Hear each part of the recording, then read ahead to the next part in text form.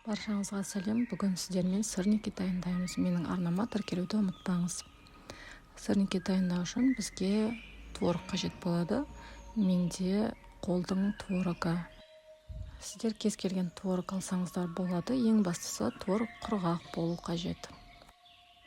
Творогымызға бір жұмыртқа, аздап ерітілген сары май немесе гхи майын қосамыз. 2 ас қасық күріш ұнын салып, жақсылап араластырып аламыз.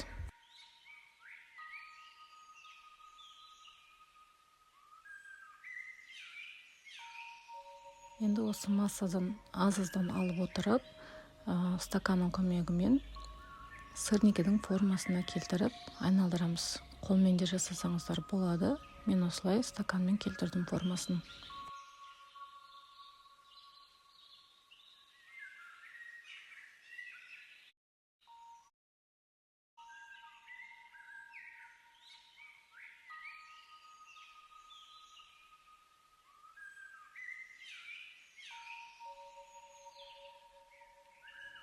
Дайын сырниктарымызды майға екі жағынан әдемілеп қуырып аламыз. Гхи майына немесе кокос майына қуырсаңыздар болады.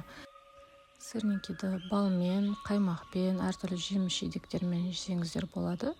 Немесе дайындау барысында массаға бірден қандай да бір подсластитель қосып жіберсеңіздер болады.